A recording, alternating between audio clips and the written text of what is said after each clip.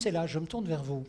Voici donc, faisons le point, nous avons un territoire, nous avons des personnes. Vous avez dit il faut un sentiment de fierté, d'engagement personnel, la confiance dans le collectif, pas d'excès, pas de doute non plus. Et maintenant j'ajoute, lorsque soi-même on est à la manœuvre, faut-il aussi une certaine exemplarité dans la façon dont on va agir? Ou bien, même avant ça, a-t-on déjà un modèle? Est-ce qu'il faut avoir un modèle? Alors, oui, il faut être exemplaire. Alors, je vais commencer par le modèle.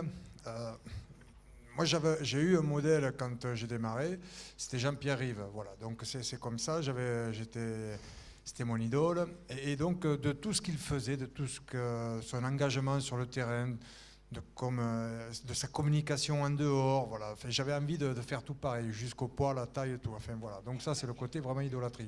J'ai joué quelques années après avec lui. Et je l'ai toujours admiré de la même manière. J'ai toujours essayé de le suivre parce qu'il avait ce côté exemplaire aussi sur le terrain et en dehors. C'était un gentleman qui voilà, donnait corps et âme sur le terrain et ça me plaisait beaucoup. Et puis de cette découverte, j'ai essayé moi-même voilà, d'imiter. Donc il y a un phénomène de transmission aussi. La formation, c'est aussi cette observation de ce qui se passe un petit peu autour.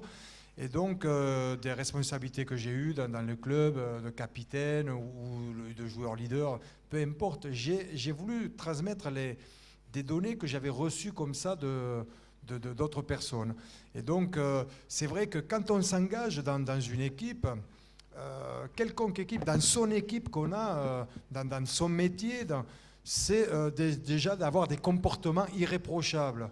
Si on veut éviter des conflits, si on veut créer un état d'esprit, un esprit d'équipe, donc, dans son équipe et ensuite dans le groupe dans lequel on appartient, mais il vaut mieux avoir ces comportements irréprochables. Ça évite quand même pas mal de conflits, et quand il y a des conflits, il faut dépenser de l'énergie tout pour réparer, alors qu'on doit construire, penser à construire en permanence, et donc c'est pour ça que c'est important. Et l'exemplarité, donc, plus on est en haut de l'affiche, aujourd'hui je suis un manager des moins de 20 ans, de rugby, effectivement, si je ne suis pas moi-même exemplaire, j'aurais du mal à avoir des joueurs qui auront des bons comportements. Donc il est nécessaire voilà, de montrer la voie sur différentes valeurs, ce qui permet derrière d'avoir aussi des joueurs qui vont pouvoir s'engager en respectant tout ce qui est mis en place. Enfin, on est dans un cadre, il est important de mettre des structures claires, avec un cadre de vie, des règles de jeu. Pourquoi?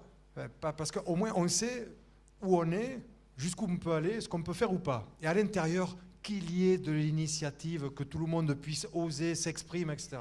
Voilà. Mais on sait, et derrière, s'il y en a qui vont trop loin, mais on peut réprimander, mais on peut aussi faire de la formation, etc. Voilà. Donc c'est tout ça qui est enfin, c'est important, oui, d'être exemplaire afin de construire pour l'avenir. Merci beaucoup, Philippe Sella. Donc, on retiendra également cette valeur d'exemplarité dans votre saison à venir et également dans votre identité. Je vais vous demander, mesdames, messieurs, d'applaudir tous ces professionnels du tourisme qui vous ont fait l'amitié de venir vous rejoindre. Olivier Laban, vous restez avec nous. Philippe Sella également, je vais vous demander de regagner vos places. Merci beaucoup.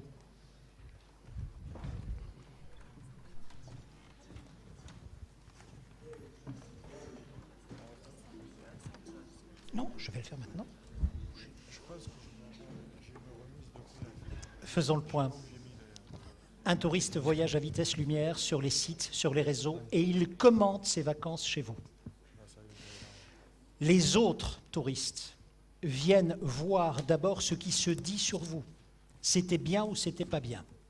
Si c'est bien, je le crois. Si c'est pas bien, je le crois aussi. Et ce n'est pas parce que la communication institutionnelle me dit que le bassin d'Arcachon, c'est ce qu'il y a de mieux, que je vais nécessairement vous croire. Ça, c'est la grande modification d'Internet. Vous l'avez vu, 80% des choix, encore une fois, se font sur Internet. Premier point. Deuxième point, la singularité, la spécificité du bassin d'Arcachon, avec toutes les, les conseils, les limites que d'autres viennent ici d'exprimer. Attention, l'autre aussi a une identité, sachez-le. Partageons, écoutons. Cela ne veut pas dire renonçons, certainement pas.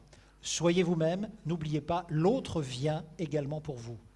Mais il vient aussi avec des éléments de comparaison que vous n'avez peut-être pas. Et c'est à cet aulde-là, c'est à cette jauge-là que sa découverte s'effectue. Qui va l'accueillir sur le bassin d'Arcachon? Qui va lui parler de cet esprit bassin? Qui va lui raconter la vie que vous avez et la vie qui se mène ici? Eh bien, entre autres, parmi ces grands témoins, je vais dire, il y a aussi à la fois tous les pêcheurs et également tous les ostréiculteurs. Monsieur Laban, bonjour. Bonjour. Vous êtes donc, que je ne me trompe pas dans votre titre, le président du comité régional conchilicole Arcachon-Cap-Ferret. C'est bien ça? Tout à fait. Vous êtes vous-même basé à Gujan-Mestras, qui est la capitale de l'ostréiculture. Nous sommes d'accord là-dessus? Ça se dit. Alors, vous avez un parcours tout à fait étonnant. Vous êtes un enfant du pays. Vous arrivez, vous avez 2 ans. Vous avez 2 ans et vous devenez charpentier de marine. Vous êtes à l'atelier. L'horizon vous semble terne dans cet atelier, vous embarquez sur le Clémenceau. Et quand vous revenez, vous vous dites « et maintenant c'est à mon tour ». Vous êtes d'abord embauché pendant 15 jours en remplacement dans une entreprise d'ostréiculture. Aujourd'hui, vous en êtes le patron, vous l'avez racheté. Alors expliquez-moi, le pescatourisme, d'abord l'ostréiculture, c'est quelle économie ici sur la région, en quelques chiffres clés majeurs? Rapidement, l'ostréiculture, c'est 350 entreprises. Tout autour du bassin, c'est étalé quasiment sur les 10 communes.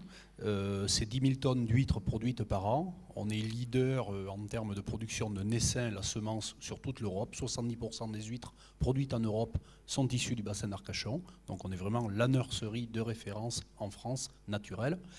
Et puis aussi, nous représentons à peu près un volume de 45 millions d'euros. Donc tout à l'heure, j'étais ravi d'entendre que le produit du tourisme était 105 millions d'euros. Donc on se positionne à hauteur de 2 fois moins, mais ça veut dire quand même qu'on représente quand même quelque chose. Et pour 350 entreprises. Du coup, quand vous accueillez, parce que c'est ça le pescatourisme, vous accueillez à un moment donné sur votre bateau, vous accueillez des touristes, quel est votre intérêt? Quel est le leur? Alors l'intérêt, déjà pour bien préciser les choses, parce que je sais qu'il y a certaines personnes qui des fois sont un peu surpris de nous voir dans ce genre de rencontres, parce que par rapport au combat que l'on mène et par rapport au combat que l'on aura à mener et à la sensibilisation qu'on essaie d'avoir, et le pescatourisme s'inscrit vraiment là-dedans, que les choses soient claires, l'ostréiculture n'est pas contre le développement touristique. L'ostréiculture veut s'inscrire dans le développement touristique, que ce soit au travers du pescatourisme ou d'autres produits qu'on sera à même de proposer bientôt à nos élus et à l'administration qui nous gère, parce que sur le domaine public maritime, c'est toujours compliqué d'associer une forme de développement. Donc du coup, l'ostréiculture n'est pas contre le développement touristique, de par sa responsabilité qu'elle a de sa qualité des huîtres, elle doit s'inscrire dans des démarches maîtrisées, quelque chose d'organisé et pas du développement touristique à tout va. Donc quelque chose, un tourisme de qualité qui est éduqué, sensibilisé et qui vient pour respecter. Donc nous, c'est vraiment dans cette démarche que l'on veut s'inscrire et on est ravis d'être associés à ce genre de rencontre parce que je crois que forcément on a toute légitimité à parler au nom d'eux. À parler au nom d'eux et il est vrai que l'identité du bassin, il n'est pas prétentieux de le dire, c'est quand même l'ostréiculture. Je vois plein de signatures, les tuiles, les piquets sur les visuels, etc. C'est vrai que l'ostréiculture fait partie intégrante du bassin d'Arcachon. Alors pour ce qui est du pescatourisme, c'est quelque chose que moi c'est quelque chose que j'ai poussé parce que pour nous c'est vraiment, en dehors du fait que ça peut être un complément de revenu pour les entreprises qui aujourd'hui traversent une période un peu difficile, c'est vraiment le moyen idéal pour sensibiliser les gens à notre cause. C'est là où je voulais en arriver. Que leur dites-vous ? Quel est le message que vous leur délivrez à ces touristes qui sont à Alors bon, il n'y a pas de formation. Il faut savoir que les ostréiculteurs parlent vraiment avec leur tripes. De leur métier. Quoi, hein. Ils parlent de leur métier avec leur tripes. Il n'y a pas de brief sur la communication à faire ou à ne pas faire. Hein. C'est vraiment chaque ostréiculteur qui transmet ce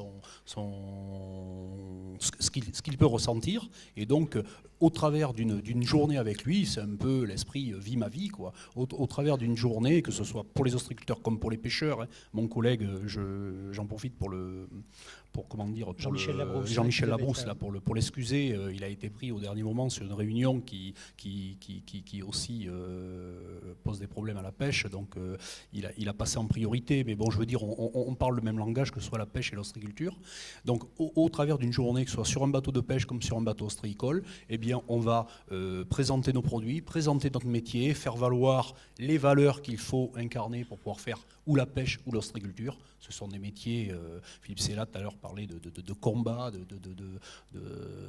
d'engagement en ostréiculture, je peux vous dire, ou à la pêche, c'est vraiment ce qu'il faut avoir en premier.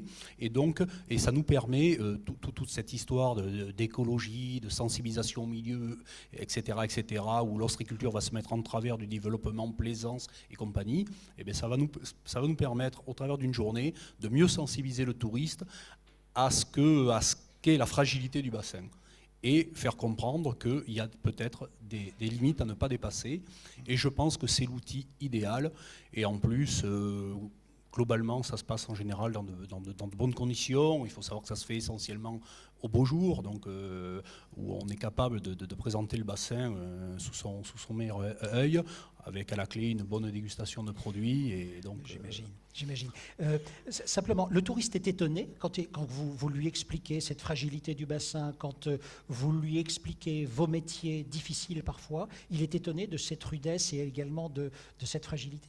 Il découvre. Oui, au niveau de la rudesse du métier, de l'engagement qu'il faut, et puis le rythme qui est vraiment au rythme de la marée. Et elle, la marée, par rapport à ça, on ne la maîtrise pas. Souvent, les gens sont un peu surpris. Il faut savoir que les gens sont bien en plus, sont reposés, sont en vacances, et ils nous voient quand même toujours le faux derrière, à essayer de maîtriser cette marée et ces courants qui à des moments, ne nous font pas de cadeaux. Et donc, ils sont souvent étonnés. Souvent, le réflexe qu'ils ont en débarquant du bateau, ils ont tendance à dire on ne pourra plus dire que les huîtres sont chères, donc, parce qu'ils sentent vraiment qu'il y a vraiment un investissement personnel et puis un investissement au niveau de l'entreprise, tout ce qui est structure, bateau, etc. C'est quand même un vrai métier, et c'est pas que du folklore. Et donc voilà, et puis après, pour tout ce qui est la sensibilisation à l'environnement, à la préservation du bassin, les gens ont vite conscience, comme ils sont très exigeants en termes de qualité de produit, on le voit par toutes les crises que l'on a traversées, les gens voulaient quand même qu'on ait un produit garanti, testé, qui puisse vraiment apporter toutes les garanties sanitaires pour leur consommation. Donc les gens sont exigeants avec ça, donc ils ne peuvent pas avoir de discours. Ils ne peuvent pas vouloir une exigence de produit et penser que les huîtres, on va pouvoir continuer à les élever dans un milieu qui ne sera pas respecté et où on laissera tout partir à la dérive. Donc à ce niveau-là, et puis les gens sont, de par toutes les démarches qui sont faites auprès des élus, etc., les gens sont de plus en plus sensibilisés à tout ce principe de respect de l'environnement, etc. Donc le message passe assez rapidement, et je pense que pour nous, c'est un très très bon vecteur. Voilà, c'est aussi votre image. Il y a aussi votre image. C'est complètement notre image. Ça me permet aussi, c'est un travail qui n'est pas toujours facile à faire entrer dans la tête d'une profession qui traverse des moments difficiles, que notre image est une priorité. On ne peut pas imaginer que les gens adhèrent aux produits alors qu'on ait une mauvaise image. On est complètement liés, quoi. Donc il faut que, là on va lancer tout un plan de nettoyage des ports ostréicoles, parce que là c'est pareil, dans tout ce qu'on a pu voir, dans tous les supports de communication qui sont présentés, les ports ostréicoles sont forcément un point de passage obligatoire. Donc on doit s'ouvrir vers l'extérieur, on doit apporter cette offre aux touristes, et donc nos ports ostréicoles doivent être un lieu d'accueil. Toutes les pistes cyclables, on parle beaucoup de mobilité au niveau des vélos, les